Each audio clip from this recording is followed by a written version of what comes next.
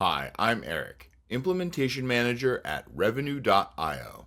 In this video, I'll show you how to utilize SMS templates in RingDNA.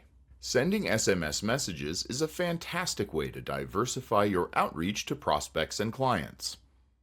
Being able to templatize and easily personalize those messages can speed that process up and ensure you are always sending the most ideal message when using SMS. When viewing an SMS conversation in RingDNA, you will notice a green plus icon next to the field you type your message in. Click this icon and then click SMS Templates. This will show you all the templates you have at your disposal. You can search for templates at the top and view them before adding by clicking the three dots and then clicking View.